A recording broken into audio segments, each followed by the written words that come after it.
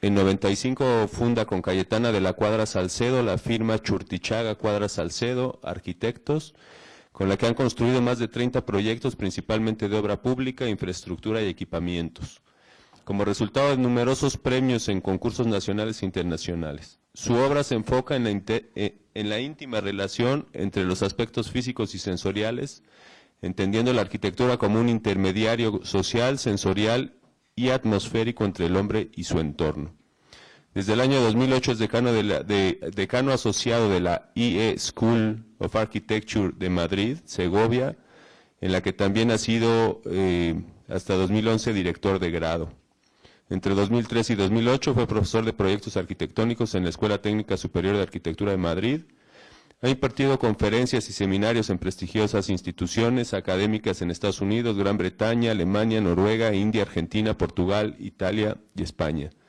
Entre las distinciones más destacadas se encuentra el Premio ENOR, primer premio, Premio Arte Joven ENOR, primer premio, Premio Comunidad de Madrid, primer premio, Premio Big Mac, primer premio y Premio Mies van der Rohe, seleccionados. Él nos va a hablar de la relación, su ponencia se llama Félix Candela y Enrique Pérez Piñero, una estructura simbiótica. Nos pareció importante hablar aquí también de otro arquitecto que tuvo influencia sobre Candela, en este caso, que es Emilio Pérez Piñero, tristemente poco conocido en nuestro país, y a final de cuentas, José María Churtichaga es autor del texto, Félix Candela, Emilio Pérez Piñero, una estructura veloz, que aparece en el libro publicado por Miguel Seguí. ¿Dónde está Miguel? ¿Está por ahí?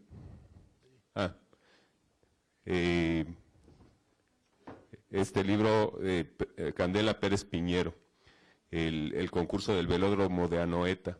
Le damos la palabra a Churti. Dino, gracias.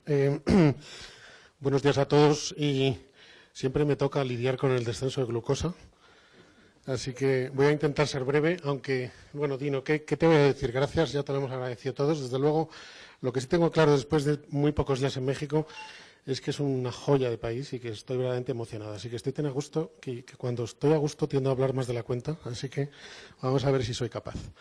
Bueno, mi ponencia se llama Félix Candela y Emilio Pérez Piñero, una estructura simbiótica. Bueno, yo creo que era importante, antes de comenzar, explicar por qué estoy aquí. Y, en cierto modo, la razón de por qué estoy aquí tiene que ver con Félix Candela, en mi opinión, de manera bastante grande. Este señor, Julián María, es un filósofo español y discípulo de Ortega y Gasset, que desde que yo tenía 7 años, en mi casa, frecuentaba las tertulias todos los domingos de mi casa. Mi infancia, desde los 7 años hasta que muere en el año 2005, es decir, toda mi vida, ha sido una figura presente en casa y siempre un sitio de discusión y de compartir ideas.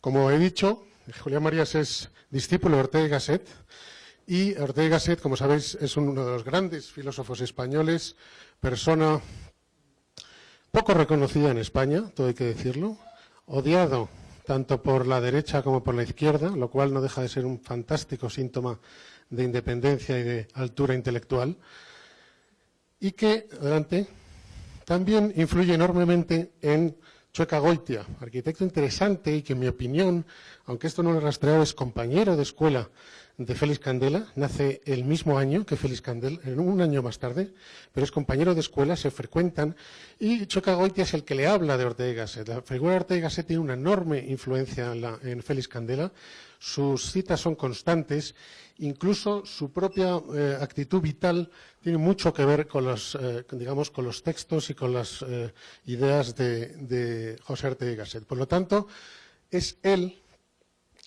Chueca Goitia, el que me comenta en una de las tertulias que don Félix Candela está en España. Adelante. En el año 84, si no recuerdo mal, se publica este libro, un libro fantástico, un libro de bajo presupuesto, pero que recoge de manera impecable casi todos los escritos interesantes de Félix Candela. Es un libro que se publica en el 84, adelante. Yo lo compro en el año 89 Y aquí ven ustedes una dedicatoria de don Félix en el año 92, precisamente cuando estoy terminando el fin de carrera, al que yo acudo para preguntarle la viabilidad estructural de mi fin de carrera, que se basaba en láminas plegadas. Adelante. Adelante. Este es uno de los croquis que me hizo don Félix Candela, intentando explicarme la distribución de tensiones y de momentos en el proyecto que tenía entre manos. Mi contacto con Félix, por tanto, fue muy intensa, pero al mismo tiempo breve. Fue digamos, una relación de pocos meses en los cuales iba a frecuentarle y a contarle cómo avanzaba el proyecto, pero después le perdí la pista porque tuve mi propia actividad profesional. Adelante. Hablaremos, en este libro es donde yo descubro la figura de Emilio Pérez Piñero en un fantástico texto que publica donde explica cómo le conoce, cómo se embarcan en sus grandes aventuras y, digamos, la leyenda que uno, digamos, deduce de este fantástico texto que siempre nos emociona o emociona al que lo lee. Adelante. Poco más tarde marcho a trabajar a Argentina, en la frontera con Uruguay, y entro en contacto con Eladio Dieste, uno de los grandes gigantes de la construcción, al cual también frecuento y me enseña las virtudes de la cerámica armada, que era precisamente la tecnología que yo había utilizado en mi fin de carrera. Adelante. Dieste, digamos, es una figura muy paralela a Félix Candela, muy similar. Él obtenía sus obras por precio, funda una compañía, y aquí ven ustedes una de sus primeras obras, un hangar de 50 metros de luz, hecho con una bóveda gaussa de 8 centímetros de espesor, de las cuales 4 centímetros son hueco, porque son ladrillos huecos. Adelante. Adelante. Y en este contexto es cuando yo, como arquitecto, y esa es la razón por la que estoy aquí, yo no estoy aquí como historiador, no estoy aquí como investigador, estoy aquí como arquitecto enamorado de la obra de Candela, de la cual aprende y de la cual intenta aportar o intenta introducir parte de sus enseñanzas y de sus actitudes en su propia actividad profesional. Y mi técnica durante estos años, la técnica que más he utilizado es precisamente la cerámica armada, que es una combinación entre ladrillo, mortero y cerámica. Mientras que el hormigón armado o el concreto armado es un binomio, la cerámica armada es un trinomio estructuralmente capaz. Adelante. Y he construido algunas obras, como este centro cultural en un pueblo cercano a Madrid en el año 94, adelante, en el cual hicimos unas grandes bóvedas y unos sistemas de escaleras en voladizo hechas con dos hileras de ladrillo nada más, e empotradas en los muros de cerámica armada. Adelante. Adelante. O vigas o invenciones modestas, pero por lo menos para mí, como campo de experimentación, creo que interesantes. Estas son unas vigas huecas hechas con ladrillos sencillos de 12 metros de luz para un centro cultural en el sur de Madrid. Adelante. Y que produce este tipo de espacios. También aquí vemos los propios muros de cerámica armada que recogen las cargas de la viga con unos voladizos. Es un sistema total de cerámica armada. Adelante. Adelante. O locuras ya un poco más audaces, como esta viga postesada de 24 metros de luz, adelante, de ladrillo, que sostiene un forjado del centro cultural y que además recoge el viaje de la escalera que asciende a la primera planta. Adelante. Y incluso me he atrevido en alguna ocasión a construir sin calcular.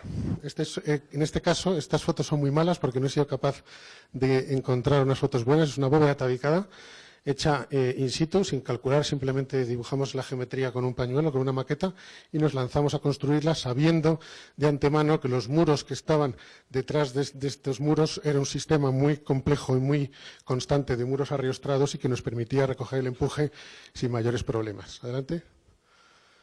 Adelante. Y que también introducía la luz en el ascenso a la escalera, que era lo que te invitaba a subir a la sala principal. Adelante.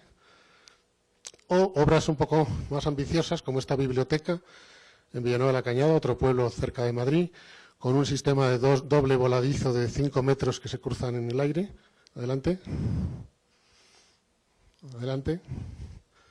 Bien, volvamos a Emilio Pérez Piñero. A partir de este texto, en el cual es un texto bastante emotivo, pero en cierto modo contenido. Es un texto homenaje a su figura en el acto de su, digamos, de celebración y de homenaje de su fallecimiento. Y es un texto en el cual uno encuentra algunas pistas, adelante, algunas pistas del golpe y yo creo que de la emoción profunda que produjo Emilio Pérez Piñero en Félix Candela ya maduro. En el año 61, estamos en el año 61, un jovencísimo Emilio Pérez Piñero se presenta a un concurso internacional en Londres, donde el tema del concurso era un teatro ambulante. Emilio Pérez Piñero se encierra en su colegio mayor y durante semanas trabaja incansablemente y presenta este fantástico juguete que veis aquí. Un camioncito Pegaso, comprado en la calle, con un artefacto encima que no se sabe muy bien qué es. Adelante. Esto es lo que propone, y en ese concurso no estaban ni más ni menos que Ove Arup y Buckminster Fuller en el jurado y don Félix Candela, por supuesto. Los tres, de manera absolutamente unánime, le dan el premio a este artefacto impresionante que se despliega, adelante, y que ocupa una superficie fantástica con un método sencillísimo, con una calidad de ejecución impresionante y con una rótula que fue su gran invención de extraordinaria sencillez y eficacia y que fue envidia del propio Fuller, como veremos después. Adelante. Adelante.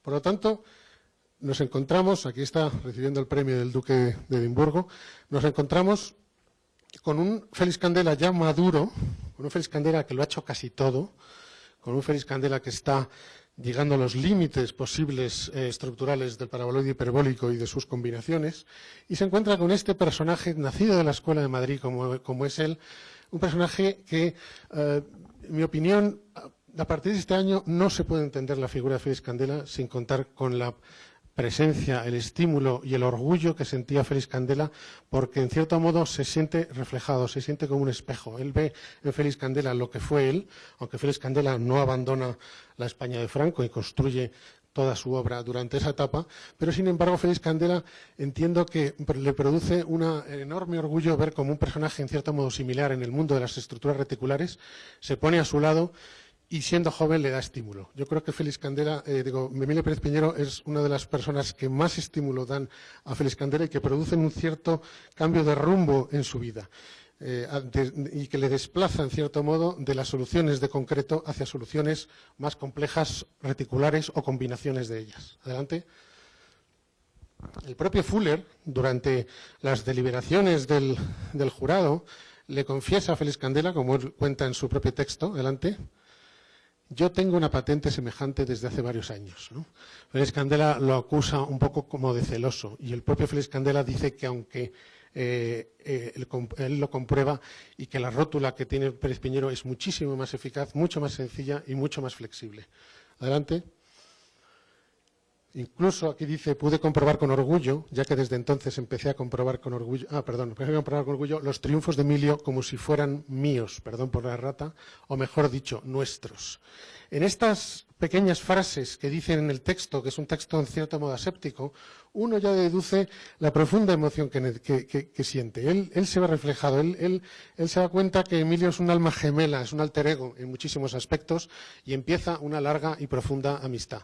Lejana en una primera etapa, pero después muy cercana hasta su muerte muy temprana en el año 72. Adelante.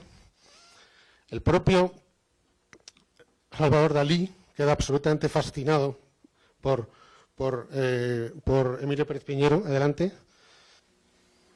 Yo propuse para el Museo de Figueras que el Fuller era una cúpula geodésica. Y en este momento, el director general de arquitectura, Lomas, ¿por qué vamos a emplear al americano cuando tenemos en España un chico que está en un pueblo de Murcia, pero que hace cosas mucho más atrevidas que el propio Fuller? Y Fuller me lo confirmó, dice, Piñero realiza cosas que yo no sabía hacer. Le dijo Me dijo Fuller, me dijo, tienen ustedes a Piñero que hace cosas, sobre esas cosas que yo no sé cómo se van a hacer. Entonces, naturalmente, me fui a Barcelona y allí encontré a Ricardo Gil, el cual me dijo, pues es un amigo mío, que el teléfono, telefonamos y se vino a Figueras y empezamos con un entusiasmo extraordinario la cúpula y después la vidriera. esa vidriera que se despliega, como me he dicho, y que será únicamente, estoy seguro que la sola cúpula y vidriera del Museo Figueras atraerá más turistas que todas las promociones que se pueden hacer en nuestra Costa Brava. Esta obra no llegó Pérez Piñero a verla acabada. A consecuencia de su muerte, que le sobrevino con la cúpula a medio prefabricar en Calasparra. Emilio Pérez Piñero, volviendo de visitar a Dalí, con un Ferrari que se acababa de comprar, se mata en un accidente de tráfico. Adelante. Por lo tanto, tenemos a dos figuras en dos etapas muy contrastadas de la vida, uno arrancando y otro, en cierto modo, ya inquieto, agotando un repertorio formal y un repertorio constructivo. Y yo creo que ese es el punto interesante del encuentro de estos dos personajes. Estos dos personajes se encuentran en el año 61, después se frecuentan se escriben y están en contacto, pero no se encuentran físicamente hasta el año 68. Adelante. Hasta el año 68, precisamente cuando Félix está haciendo el proyecto del Palacio de los Deportes. Y Félix Candela consulta ciertas cosas a Emilio Pérez Piñero. Y eso es muy claro, precisamente en una de las frases también sutiles que deja en el texto del libro de Sarait, adelante, donde dice, a partir de su visita, estas relaciones, porque se refiere al texto anterior, se volvieron muy semejantes a las de padre e hijo.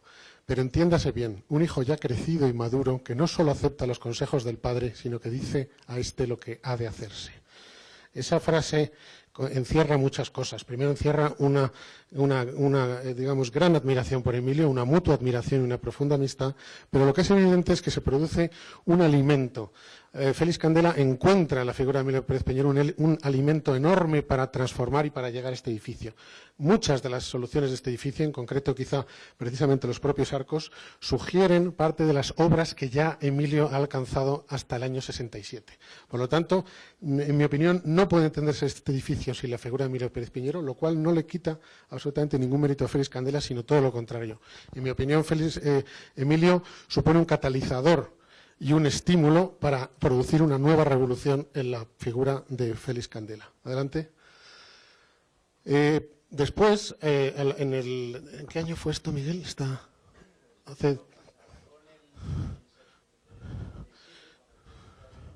Sí. Exacto, pues sí, pero digamos que nuestro contacto, o sea, en el año 2000 poco, Miguel Seguí, que es el encargado de una exposición en la cual se trata de recuperar arquitecturas ausentes y en la cual él propone recuperar un proyecto fabuloso hecho por Candela y Pérez Piñero, que es el Velódromo de Anoeta, me llama para incluir en él un texto que hable sobre los conceptos estructurales y sobre la evolución del propio edificio. Dentro de este libro, adelante, se encuentra este texto que escribo, que se llama La estructura veloz, haciendo un juego a las propias estructuras dinámicas y móviles de Pérez Piñero y al uso del edificio como velódromo. Adelante. Y que se centra fundamentalmente, haciendo un gran rodeo por la historia de la construcción y de las estructuras, en este proyecto del cual hay poca documentación, pero lo suficiente como para hacer un pequeño, digamos, un pequeño rodeo o una pequeña reflexión al respecto. Adelante. El itinerario que os propongo lo define el propio Pérez Piñero en sus textos. Pérez Piñero era una persona de extraordinaria precisión en sus textos y él dice: la concepción, proyecto y ejecución de una estructura reticular aparece en las siguientes fases. Adelante. La determinación de la forma. Adelante. La propia retícula, la deformación de la retícula que uno ha de elegir. Adelante. El cálculo mecánico y dimensionamiento de las barras. Adelante. La resolución constructiva de la conexión de las distintas. Adelante. Y la formación efectiva de la estructura con los problemas de montaje que pueda tener asociada. Bien, adelante. Haciendo, adelante, una secuencia de estas cosas, voy a intentar un ejercicio complicado que es ir avanzando en la propia desarrollo del proyecto de Anoeta y al revés ir utilizando los conceptos que están alrededor de las grandes decisiones que hay aquí. Por lo tanto, el primero sería la forma y materia de los problemas. Efectivamente, en estructuras de grandes luces, el problema es encontrar la forma de un problema y no resolver el problema de una forma. Adelante. Emilio Pérez Piñero lo dice muy bien. En el concepto primero, estructura y forma se identifican. Adelante. Por lo tanto, es muy obvio, y eso creo que sobra decirlo quizá en este coloquio, la forma resiste. Verdaderamente, el concepto primero de las estructuras laminares y las reticulares que propone Emilio es que la propia forma del edificio y la propia forma de la configuración espacial es lo que le dota de resistencia. Y por lo tanto, la materia puede ser muchísimo menor porque su acumulación no depende de espesores, sino que depende de su propia disposición en el espacio. Adelante. Eso es muy obvio, como nos ha ocurrido a todos cuando uno dobla una hoja y ella misma adquiere resistencia. Adelante. O en este sencillo ejemplo, donde una hoja plegada es capaz de soportar un peso. El mismo espesor distribuido en el espacio de distinto modo es capaz de soportar cargas. Adelante. Eso también es muy evidente en las estructuras funiculares, como el propio Polenyi. Esto es un dibujo de un tratado de Polenyi en el año 1748, cuando propone, y es llamado derivado de las grietas de San Pedro de Roma, él propone y hace un análisis gráfico, de los primeros análisis, digamos, científicos que se producen sobre una bóveda ya construida, y él propone atar la cúpula de San Pedro de Roma con cadenas metálicas. Adelante. Por lo tanto, las estructuras antifuniculares es muy evidente que van adquiriendo su forma en función de las cargas que deban de soportar. La mayoría de las veces en las estructuras de candela que hemos visto en este coloquio son cargas, digamos, cargas propias y cargas gravitatorias, pero muchas otras veces son las cargas auxiliares las que toman protagonismo y dan la forma definitiva a las estructuras. Adelante. Por lo tanto, en esta foto primera de don Félix subido en este cascarón, es muy evidente esa concepción. Adelante. Y no hay mucha distancia. Claro, digamos, es muy... pensé que estaba en otra orden. Las estructuras laminares, cuando son de simple curvatura, como era el caso, el problema que aparece es muy evidente en esta foto de Charlot, que es el pandeo. Es decir, el pandeo que se puede producir en las piezas comprimidas. Adelante. Por lo tanto, en esas situaciones, Candela sabiamente ondula las superficies para dotar de resistencia. Por lo tanto, simplemente cambiando la situación y la disposición de la materia en el espacio, uno es capaz de resolver los problemas estructurales. Adelante. Estas son versiones de lo mismo. Adelante. Y cuando se producen superficies de curvaturas inversas, es decir, superficies enclásticas, las tensiones y compresiones que se forman evitan de manera extraordinaria los problemas de pandeo. Y es lo que le dan a Candela, digamos, la capacidad de producir esos mantos absolutamente breves, ¿no? Adelante. Adelante. Bien. Después de la forma, tendremos el problema del material de la forma. He querido llamarlo el material de la forma de los problemas. Adelante. Y aquí el propio Emilio dice muy claramente, el material en la forma es lo que hace posible su subsistencia como tal. Adelante.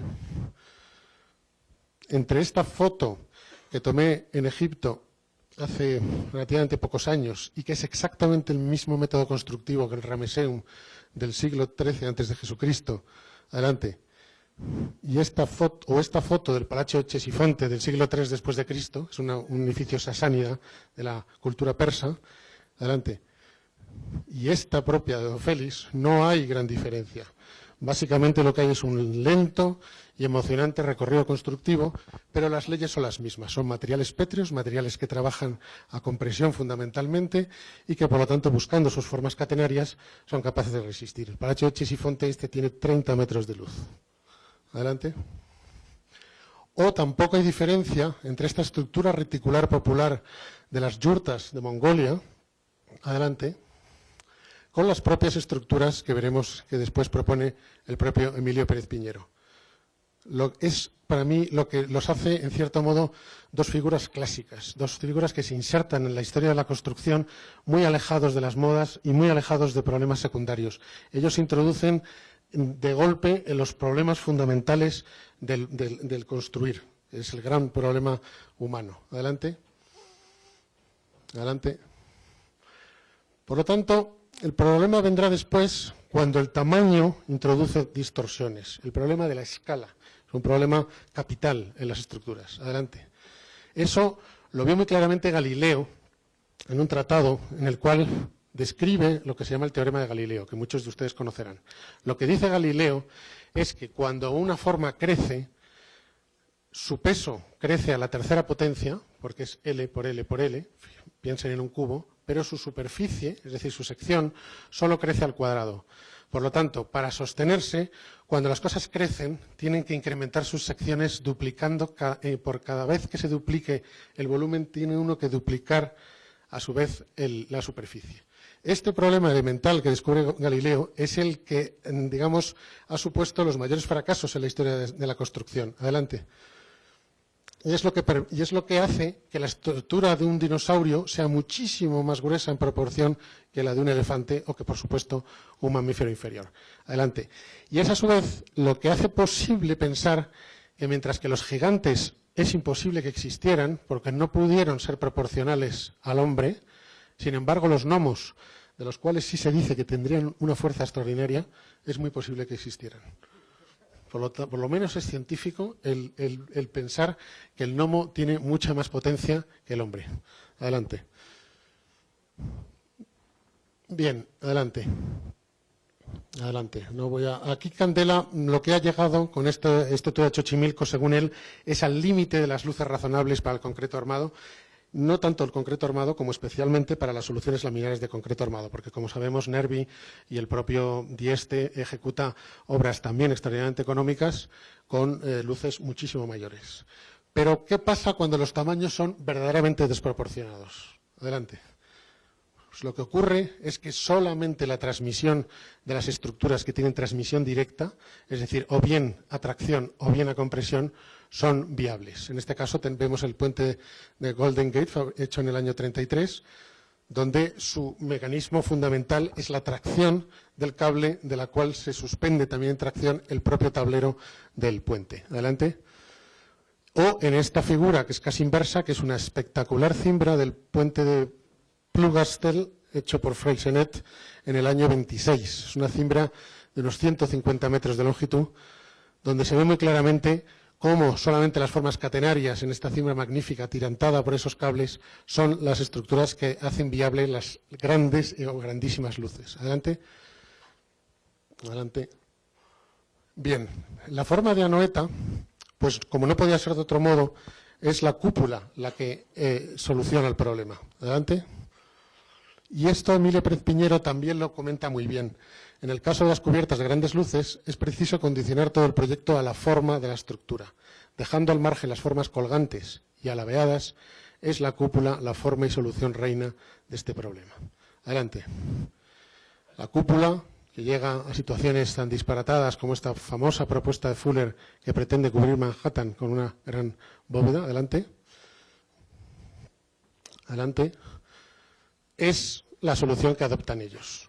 Una cúpula con unos ciertos, digamos, con unos ciertos detalles inteligentes y que se produce después de sus propias experiencias en el Palacio de los Deportes. Adelante. Vamos a otro tema, después volveremos, que es el propio acero liberador de los empujes. Ellos para esta cúpula deciden desde el principio utilizar el acero como forma autónoma. ¿Me meto un momento para atrás? No, no se puede, ¿no? No pasa nada, ¿eh? No pasa nada. Es evidente que ellos trabajan desde el principio en una forma autónoma, una forma casi despegada de su entorno. No necesitan, de momento, contar con los lugares de apoyo, puesto que esta forma autónoma, zunchada por un perímetro de acero, es capaz de provocar estrictamente cargas verticales en aquel punto en el que se apoye. Por lo tanto, este proyecto tiene algo muy bonito, al menos en la documentación que permanece, que es un proyecto en cierto modo abstracto, es un proyecto muy bello en su poca condición circunstancial del lugar. Adelante. Por lo tanto, en el acero, adelante, el acero liberador de los empujes, que como saben ustedes, el empuje es el gran, o lo que llaman aquí coceo, es el gran problema de la construcción. Conocemos perfectamente esta obra como Santa Sofía, donde el coceo es resuelto en un sentido por unos grandes contrafuertes y en el otro por un sistema de cúpulas que van bajando las cargas de manera diagonal al suelo. Adelante. O este dibujo de Polenyi, como les contaba antes, donde analiza la cúpula de San Pedro y donde se ve perfectamente esta cuestión. Adelante. O el famosísimo Palacio de los Deportes de Nervi de 100 metros de luz. Adelante. Bien, ellos proponen esta retícula basada en 3 familias de arcos que provocan, digamos, triángulos equiláteros y su combinación en hexágonos en los huecos que quedan. Adelante. Malla, masa y superficie. Lo que es verdaderamente importante es analizar por qué quizá eligen esa retícula y qué les lleva a ello. El propio Emilio define ese segundo paso como la determinación de la retícula y la disposición de las barras. Adelante. Traigo aquí esta cita, que me parece una cita fundamental de uno de los grandes ingenieros también del siglo XX, Le Ricolet, que habla muy claramente como en negativo. Si en lugar de trabajar con elementos sólidos pensamos en los huecos, llegaremos a la verdad. El arte de la estructura es cómo y dónde colocar los huecos. Esta cita me parece bellísima y muy cierta, especialmente en la arquitectura de Pérez Piñero. Adelante. Eso es muy claramente, digamos, la transición que se produce entre lo que consideramos una masa. Todos podemos pensar que un hueso es un elemento masivo, pero si uno lo mide detenidamente, adelante, lo que se encuentra, adelante, lo que se encuentra es una fantástica retícula de huecos, es una fantástica y certera y económica disposición de huecos para consumir el mínimo material. Por lo tanto, ya tenemos una buena razón por la que Candela y Pérez Piñero están muy cerca. En realidad, masa y superficie son lo mismo. La masa puede entenderse, si se ahueca, produce retículas. Adelante. Y eso es muy claro en este famoso proyecto, que es el que discutíamos el otro día, ese matiz que introducía Miguel de Eduardo Torroja, cuando Félix Candela va a verle y Félix Candela entiende perfectamente el funcionamiento de este edificio como viga y no como bóveda. Pero sí que es importante ver aquí cómo hay una combinación de masa y retícula de una manera casi literal y continua. Es decir, que esa identificación entre malla y masa es verdaderamente importante en el mundo estructural. Adelante. O en estas famosas y fantásticas cúpulas reticulares de Piñero hechas en el año 66. Él, cuando vuelve a España, se lanza una labor constructiva bastante poderosa, acompañado, en este caso, no del famoso obrero mexicano, pero sí, desde luego, de todos los habitantes de Calasparra. Es muy elocuente y eso se sabe que es una persona que consigue unir al pueblo y consigue motivar al pueblo en esta tarea entusiasta y casi futurista. Pensemos en lo que era la España del 66 y lo que significa en estas cúpulas metidas en este paisaje agrícola, ¿no? Era verdaderamente una escena casi marciana. Adelante. Bien, las retículas han de acudir o han de encontrar su rigidez. Adelante. Y por lo tanto, el triángulo como única forma indeformable es siempre o casi siempre el aliado en todas las estructuras reticulares. Adelante. Ya Leonardo intenta de una manera muy somera y muy, digamos, muy primera introducir diagonales. Todavía no tiene claro dónde tiene que colocarlas, pero sabe muy bien que trabajando con diagonales y formando triángulos ese puente va a sostenerse. Adelante. O esta figura ya muy perfecta que es el puente de Forsworth en Escocia, una magnífica estructura de acero, una de las primeras estructuras de grandes luces de acero. Adelante. Donde se explica que en esta preciosa foto cómo funciona el puente, ¿no? Se ve muy claro el tablero central, este señor colgando de estas dos manos solamente pueden estar en esa posición porque cierran el triángulo de fuerzas con estas compresiones, ¿no? Esta es una visualización bellísima de cómo funciona el puente o cómo este contrapeso, que son esas grandes pilas, producen el que todo el sistema funcione. Lo que es muy claro es que la triangulación es la clave cuando uno reticula, cuando uno vacía el espacio. Adelante. O estas fantásticas imágenes que os traigo, que es en el año 1908, este personaje que ven aquí es Alexander Graham Bell. Alexander Graham Bell, después de inventar el teléfono y después de inventar todo lo inventable, se dedica a jugar con fantásticas cometas y dedica los últimos años de su vida, casi 10 años de su vida, a fabricar artefactos voladores y a patentar con sus sirvientes aquí ayudándoles, ¿no? Son unas escenas casi parecidas a las de Calasparra, ¿no? Son gente que está por delante y que, digamos, que simbolizan el espíritu de una época de una manera avanzada. Adelante.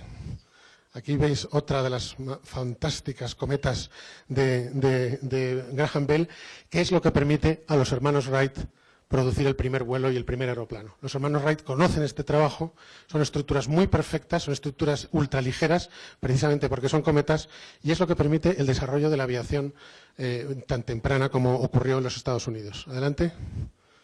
o estas famosas estructuras de Zhukov, un ingeniero absolutamente fundamental en la historia de la construcción, que en el año 30 produce miles de estas torres atravesando Siberia. Esto precisamente son unas torres de cableado atravesando Siberia, y que llega a construir una torre más alta que la Torre Eiffel con una 10ª parte del acero. Adelante. O estas impresionantes imágenes también en el año 51. Es importante contextualizar las estructuras y que no sé si Piñero conoce, pero este es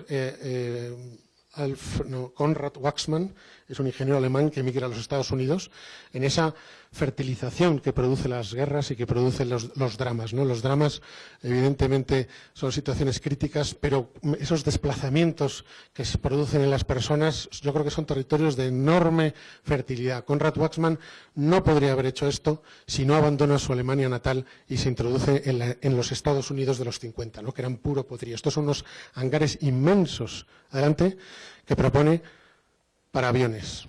Adelante. Adelante.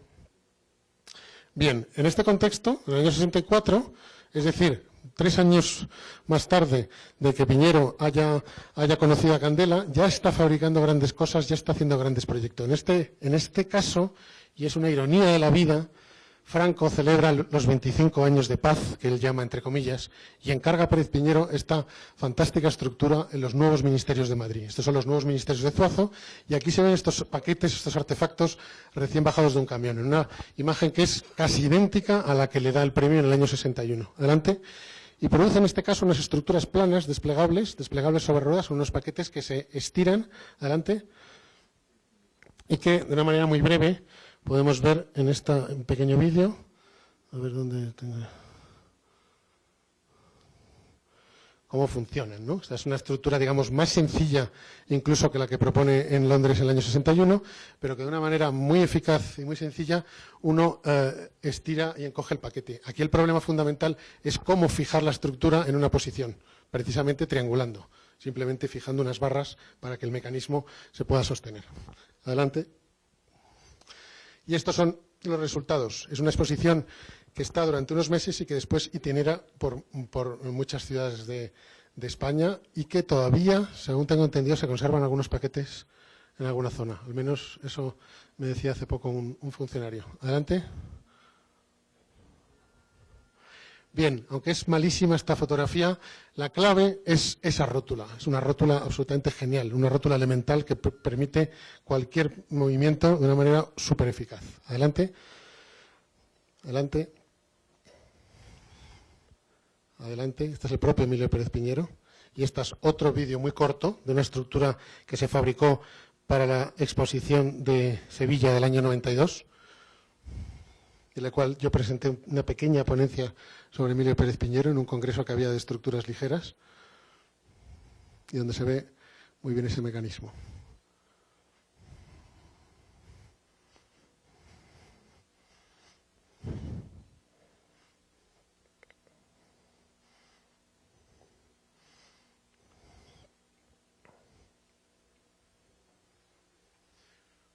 Bueno, pasamos.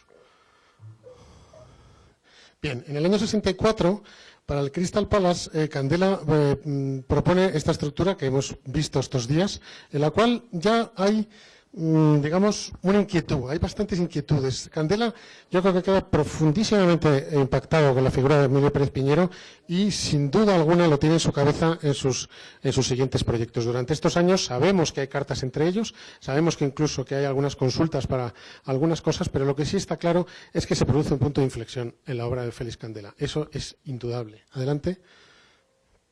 Adelante. Y en adelante. Adelante. Y un poco más adelante, trabajando ya en Estados Unidos, propone para la Universidad de Brown, si no me equivoco, este es un proyecto de la Universidad de Brown, empieza a utilizar y a obsesionarse y a estudiar y a profundizar de manera obsesiva sobre las estructuras reticulares. Él se da cuenta que él no puede alcanzar mayores ambiciones de luces o grandísimos proyectos si no cambia de barrio, en cierto modo, si no se transforma en de un fabricador de cascarones a un tejedor del espacio. Adelante. Y estos son propuestas para la Universidad de Brown, en Providence, en Rhode Island. Adelante. Justamente de la mano de la firma Prager, Kavanagh y Waterbury, que son los que en el año 65 producen esta fabulosa estructura, que es el Astrodome, de 220 metros de luz. Es decir, no es cierto que la estructura de Candela sea la estructura reticular más digamos, de mayor luz del mundo. Esta estructura le dobla. Adelante. No es una estructura muy fina, no es una estructura muy bonita desde mi punto de vista, pero es una estructura de un poderío adelante espectacular. Son 212 metros de luz en el año 64. Y esta es la firma que llama a Candela para asociarse con él, y es lo que, digamos, una de las posibles razones que hacen que Candela, digamos, enseguida encuentre en un mundo nuevo, con unas luces nuevas y unos retos nuevos, y que provoca el desplazamiento de un México que le ha sido muy fértil hasta ese momento hacia un Estados Unidos que no acaba siéndole fértil. O sea, la paradoja es que él encuentra en México una fertilidad y digamos, un terreno favorable a sus inquietudes. Sin embargo, en Estados Unidos, creo que también por razones de su propia compañía sentimental, Félix no encuentra, hay muchos proyectos, pero ninguno termina de cuajar. Adelante. O estas estructuras verdaderamente extrañas, ¿no? Combinaciones de estructuras metálicas. Félix está inquieto, está buscando. Estas son cosas verdaderamente extraordinarias, son cosas muy raras. Adelante. No siempre bellas, pero sí muy inquietas. Está buscando aquí combinaciones de triangulaciones con paraboloides que se apoyan, en fin, situaciones. Todos estos son proyectos de esos años, de esas colaboraciones. Adelante. Adelante. O esta, que no he conseguido entender en qué consiste, porque no tengo claro que estos cascarones sean de concreto, más bien parecen textiles, pero no he sido capaz de saber en qué consiste. Adelante. Adelante. Bien. El gran problema en las cúpulas, como hemos visto en ese famoso Astrodome, que tiene una división radial y que yo creo que es, en mi opinión, lo que lo hace bastante feo desde el punto de vista estético, es el propio problema de la división de las cúpulas. Adelante. Es un problema eterno que ya le ocurre al propio Brunelleschi en el remate de la Capilla Medici, ¿no? Y que es casi una cúpula geodésica. Digamos que el precedente de Fuller es Brunelleschi, 3 siglos antes o 4. Adelante. Y que es un tema recurrente, cómo divido una cúpula, cómo la hago para que sus elementos sean atractivos, a la vez eficaces estructuralmente y además a la vez sean repetitivos y por lo tanto económicos de fabricar. Es un problema y un reto de enorme complejidad y donde, adelante, quizá la figura que destaca, como no puede ser de otro modo, es el propio Fuller, y adelante, y que se basa fundamentalmente en introducir inscrito en una circunferencia un icosaedro del que se proyectan los triángulos esféricos de la esfera. Adelante. Sobre esos icosaedros, en sus divisiones y subdivisiones, uno encuentra figuras compatibles para dividir la esfera. En función del peralte que tenga la esfera, uno podrá tomar casi literalmente uno de estos sectores.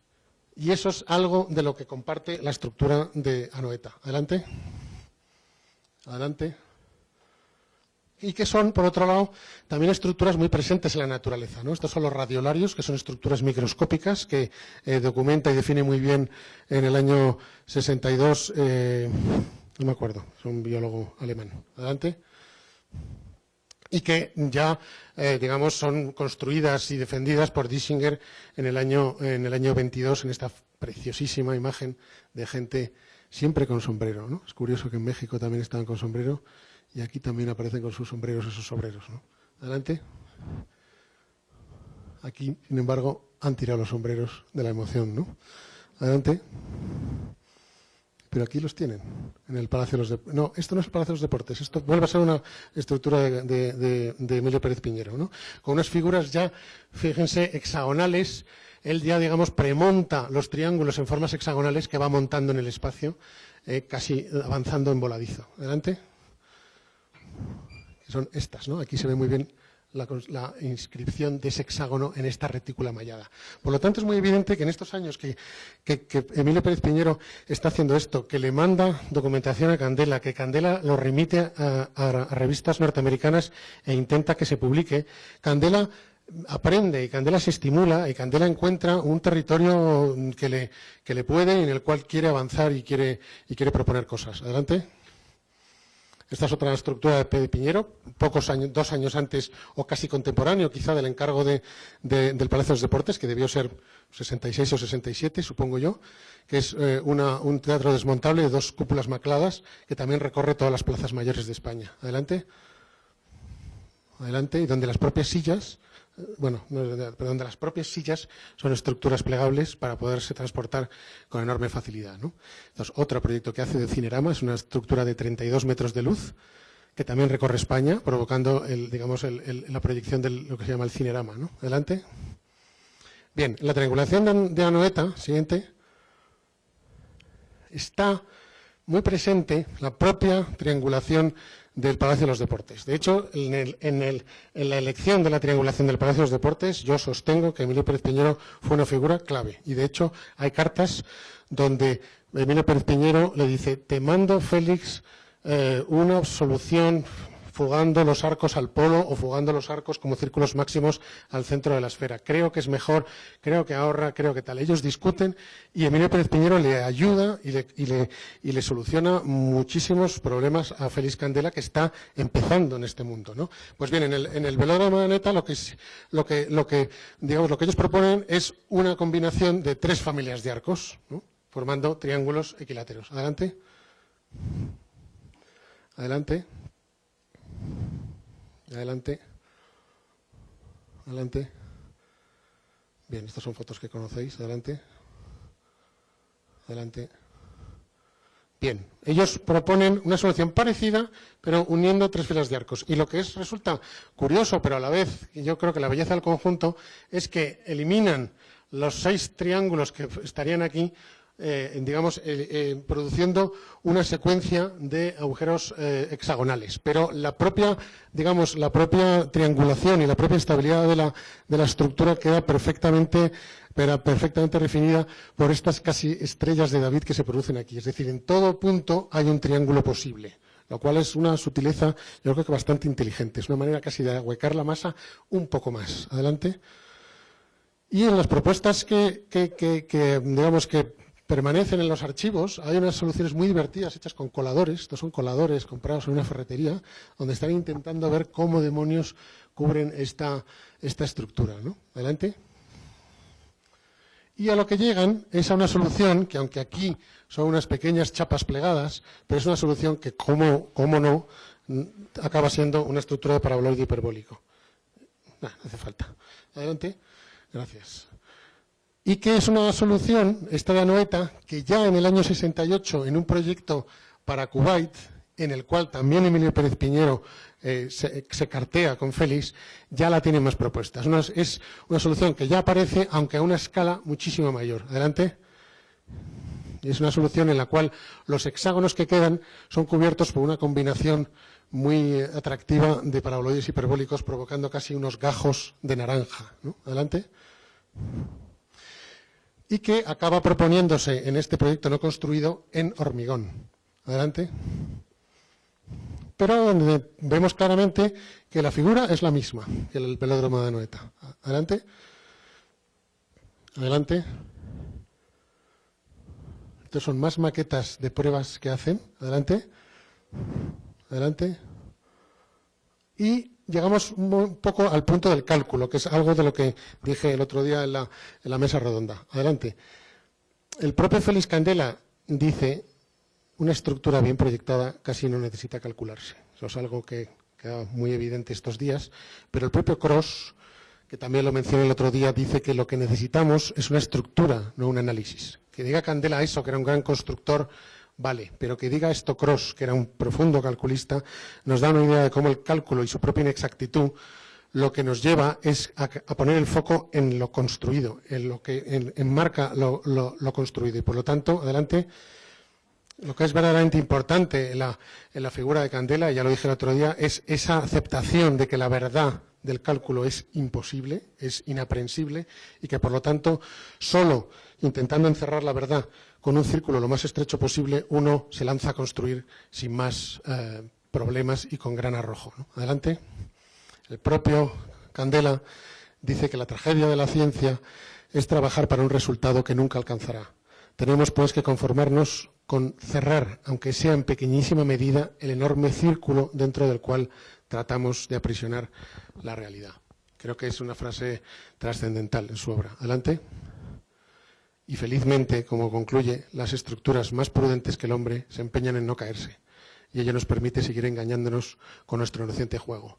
Esta posición que tiene Candela hacia el cálculo, adelante, es compartida con el propio Emilio Pérez Piñero, ¿no? Aquí le vemos en Calasparra con un hombre que casi no llega a sostenerla. Este es Emilio y estos son sus ayudantes de Calasparra, adelante. Y él dice una cosa muy parecida. El cálculo y dimensionamiento de las barras, salvo en casos simplificables, es de graves inconvenientes, haciéndose preciso el ensayo en modelos a escala. O sea, una vez más, a Piñero lo que le interesa es construir.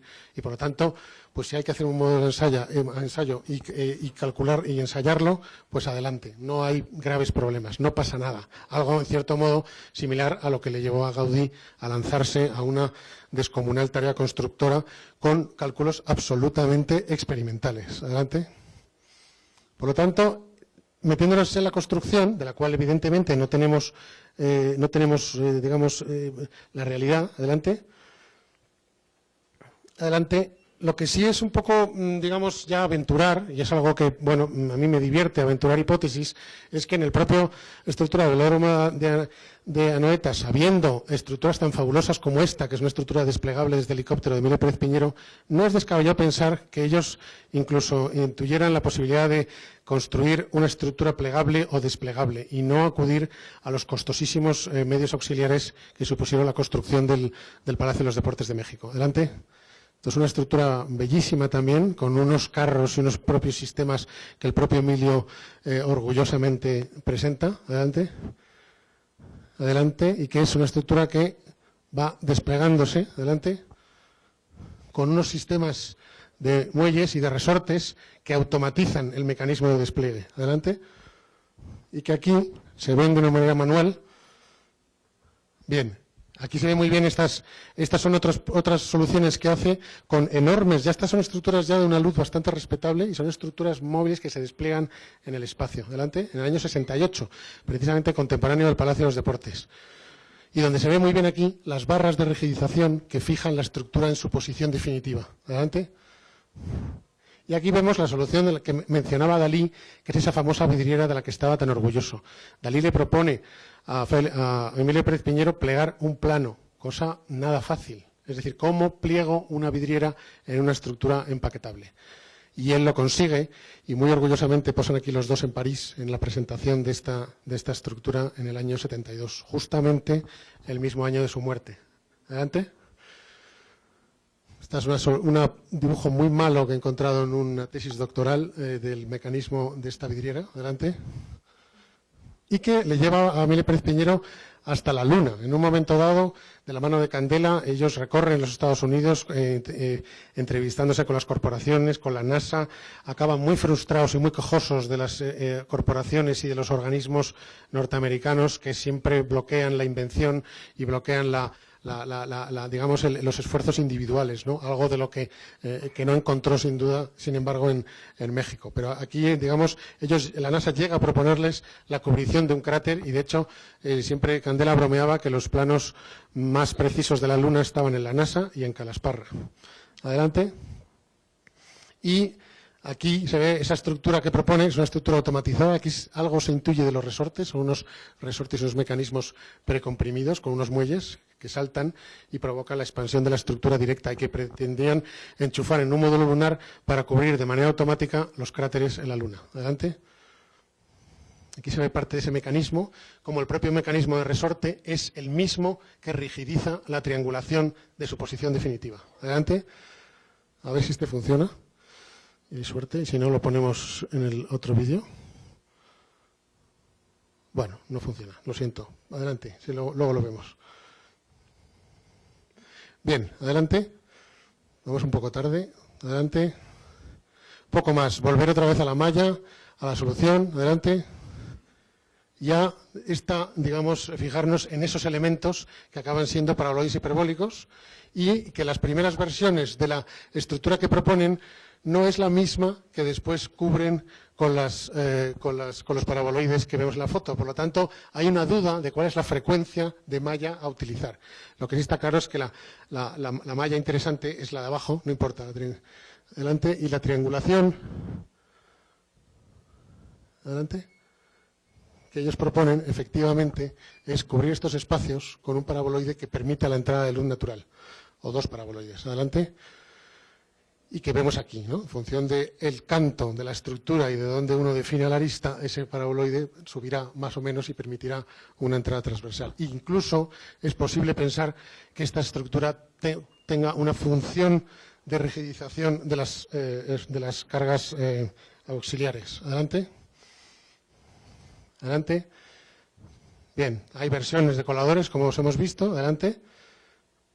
Y lo que es divertido pensar es que este concurso fracasa, es un concurso que parece ser que hay problemas con la propia contrata, es un concurso de proyecto y obra, pero yo sí quiero llegar a pensar, porque al menos lo he leído así y parte de la empresa me lo ha contado, que cuando llegan a construirlo el edificio no cabe en el solar, ¿no? Me divierte y me gusta pensar que Félix Candela y Emilio Pérez Piñero, obsesionados con su estructura, se olvidan del mundo y se olvidan de la propia realidad del solar, ¿no? Me encanta pensar en esta estructura como una estructura absolutamente ajena al mundo y casi universal. Adelante. Gracias.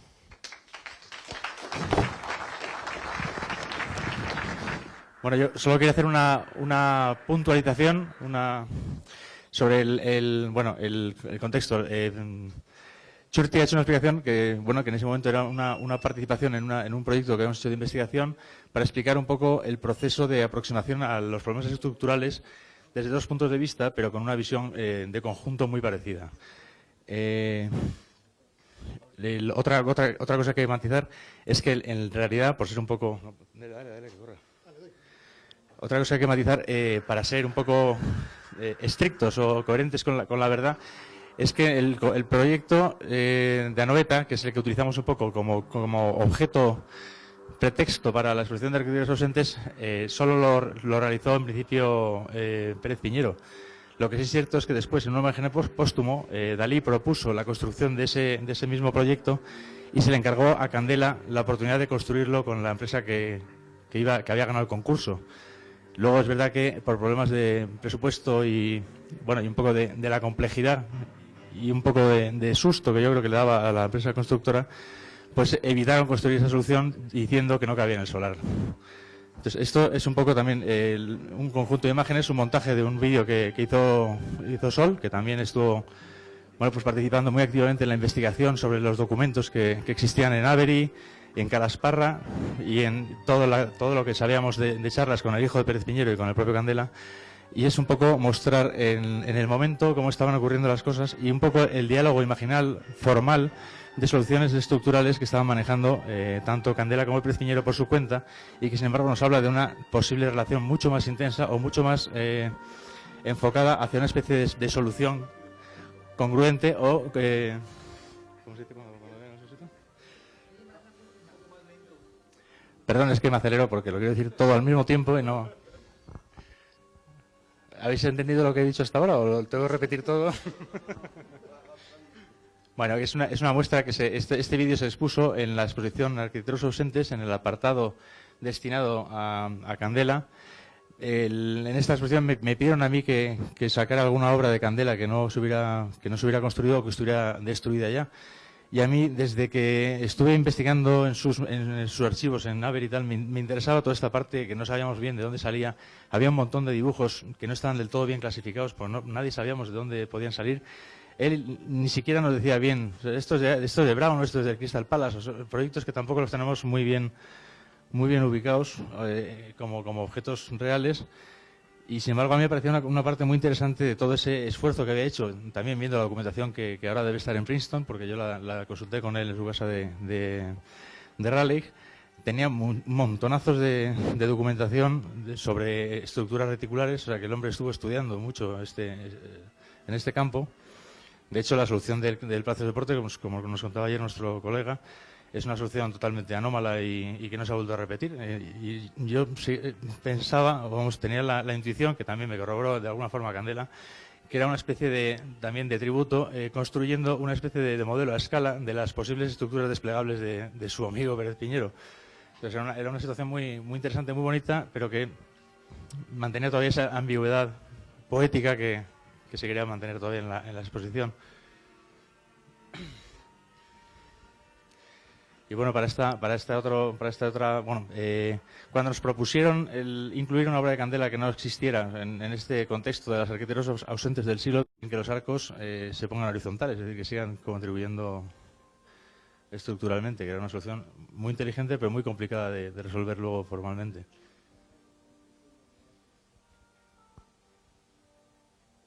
Y luego toda la historia de la maqueta nos la contó el hijo de Pérez Piñero, que la vio en primera persona porque él fue el encargado de ir a comprar los coladores, y había otra maqueta que no hemos encontrado con bombillas, había unas cosas muy divertidas.